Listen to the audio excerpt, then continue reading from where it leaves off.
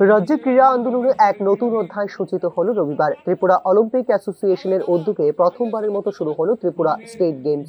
রাজধানীর দশরথদেব স্পোর্টস কমপ্লেক্সে আড়ম্বরপূর্ণ অনুষ্ঠানের মধ্য দিয়ে প্রতিযোগিতার আনুষ্ঠানিক উদ্বোধন করেন মুখ্যমন্ত্রী ডক্টর মানিক সাহা।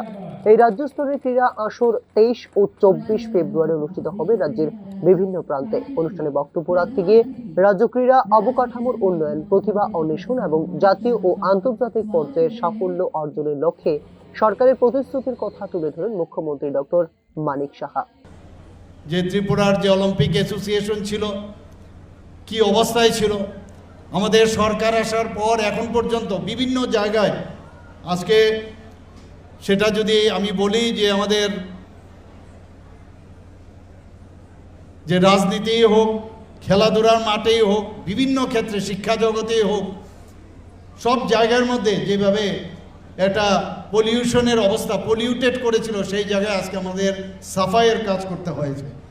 বহু চেষ্টা পর আজকে কিন্তু একটা নতুন একটা দিশা আজকে আমরা এখানে দেখতে পাচ্ছি। অলিম্পিক অ্যাসোসিয়েশনের যারা নতুন কর্মকর্তারা হয়েছেন তাদেরকে আমি ধন্যবাদ দেব, এবং আমরা তো চেষ্টা করেছি ওনাদেরকে সাহায্য করার জন্য, নতুনভাবে যেন একটা একটা ট্রান্সপারেন্সি একটা অলিম্পিক অ্যাসোসিয়েশন, স্টেটের অলিম্পিক অ্যাসোসিয়েশন হয়। এভাবে যারা ভালো ভালো স্পোর্টসম্যান আছে, অনেক সময় আর্থিক কারণে তারা সামনের দিকে ওরা এগোতে পারে না, তাদের জন্য আমরা বিভিন্ন স্কিম আমরা কিন্তু করেছি এবং তাদেরকে সাহায্য করেছি। আমি মাননীয় যিনি sports, youth and sports minister আছেন, ওনাকে আমি বলেছি, যেহেতু আমি নিজেও খেলার সাথে যুক্ত ছিলাম, আমি জানি যে অ্যাথলেট বা অন্যান্য খেলার সাথে থাকলে একটা মানুষকে দূর থেকে কিন্তু চেনা যায়, yes he is a or she is a sportsman or sports women. কারণ খেলার সাথে কোনো জিনিসেরই কিন্তু আমরা যদি তুলনা করি, সেটা কিন্তু আমার মনে হয় তুলনা না করলেই ভালো। খেলার মাধ্যমে আমরা নিজেদেরকে চিনতে পারি, আমরা নিজেদেরকে ফিট রাখতে পারি। মাননীয় প্রধানমন্ত্রীজি বারবার বলছেন, ইন্ডিয়া ফিট মানে ইউ শুড বি ফিট। কাজে ফিট কোথার থেকে আসবে? যখন নিজে খেলাধুলার সাথে আমরা যুক্ত না হব। ভবিষ্যতে জাতীয় পর্যায়ে ক্রীড়া প্রতিভা তুলে ধরার একটি গুরুত্বপূর্ণ প্ল্যাটফর্ম হয়ে উঠবে ত্রিপুরা স্টেট গেমস বলে এদিন উল্লেখ করেন ক্রীড়ামন্ত্রী টিঙ্কু রায়।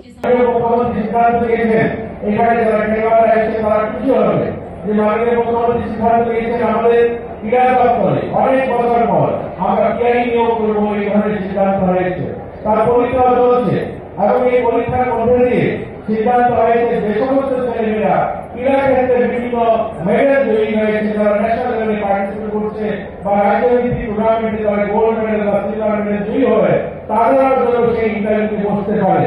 একদিকে তো বিপিএড এমপিএড যারা করছে তারা বসবে, কিন্তু যে সমস্ত ছেলেমেয়েরা পড়াশোনায় সেভাবে তারা তাদের এচিভমেন্ট বা তারা সেখানে উত্তীর্ণ হতে পারেনি বা নিজস্ব করতে পারেনি, কারণ তারা মাঠ প্রতি থাকে, মাঠে থাকে, খেলাধুলায় ব্যস্ত থাকে, সেই সমস্ত ছেলেমেয়েরাও সেখানে পরীক্ষায় বসতে পারে, তার জন্য তিনি সিদ্ধান্ত নিয়েছেন। আমি আশা করি যে আমাদের খেলোয়াড় যারা রয়েছে, মাঠে যারা খেলাধুলা করে, তাদের জন্য এটা একটা সুবর্ণ সুযোগ যে যারা মাঠে থাকে তাদেরকেও মাননীয় মুখ্যমন্ত্রী সুযোগ দিয়েছেন যে চাকরির ক্ষেত্রে, সরকারি জবের ক্ষেত্রে তারা জন্য ইন্টারভিউ বসতে পারে। স্টেট গেমসে অন্তর্ভুক্ত করা হয়েছে মোট 18টি বিভাগ। Football, volleyball, hockey, table tennis, judo, gymnastic সহ একাধিক গুরুত্বপূর্ণ ইভেন্ট অন্তর্ভুক্ত রয়েছে স্টেট গেমসে।